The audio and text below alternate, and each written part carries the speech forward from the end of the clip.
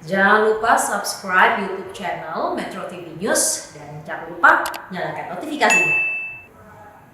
Pemilihan kepala daerah serentak 2020 kali ini akan berbeda pemirsa dari pilkada atau pelaksanaan pesta demokrasi daerah sebelumnya karena ini dilaksanakan di tengah bencana pandemi COVID-19 dan yang ini terjadi hampir di seluruh wilayah di dunia termasuk Indonesia salah satunya. Dan berdasarkan kesepakatan antara pemerintah, DPR dan juga penyelenggara pemilu, adapun ketentuan pelaksanaan pilkada dengan memperhatikan protokol kesehatan di seluruh tahapan-tahapan tak terkecuali tahapan pemungutan suara. Dan tentu saja bagi para pemilih ini nanti akan ada pemandangan baru dan suasana baru dan berbeda dari suasana pemilihan atau pemungutan suara sebelumnya. Kita akan lihat hal baru apa saja yang dilaksanakan dalam pemilihan serentak 2020 kali ini. Kita akan lihat salah satunya adalah terkait dengan bagaimana jumlah dari pemilih yang bisa hadir di TPS itu sendiri.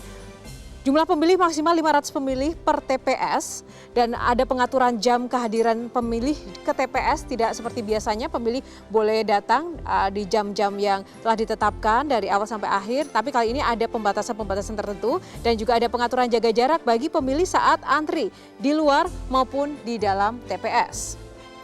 Dan selanjutnya juga dilarang bersalaman antara petugas KPPS dengan pemilih maupun antar pemilih.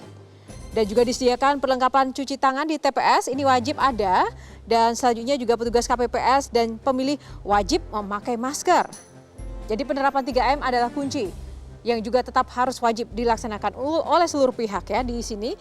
Dan petugas KPPS harus mengenakan sarung tangan dan face shield selama bertugas. Disediakan juga sarung tangan sekali pakai untuk para pemilih. Tak lupa juga setiap pemilih diharap untuk membawa alat tulis sendiri dari rumah untuk mengisi tanda tangan dalam daftar hadir. Jadi bagi Anda para pemirsa yang akan mengikuti pemilihan atau pemungutan suara pada hari ini, jangan lupa untuk membawa alat tulis sendiri ya dari rumah agar ini menjaga higienitas dan juga kebersihan dari Anda sendiri saat melakukan pemungutan suara. Selanjutnya juga disediakan tisu kering untuk pemilih selesai mencuci tangan sebelum maupun sesudah mencoblos. Petugas KPPS juga harus menjalankan rapid test sebelum bertugas. Dan tak lupa dilakukan pengecekan suhu tubuh kepada pemilih sebelum masuk ke TPS. Dan sementara itu juga lingkungan TPS dilakukan penyemprotan disinfektan baik sebelum maupun setelah pemungutan suara.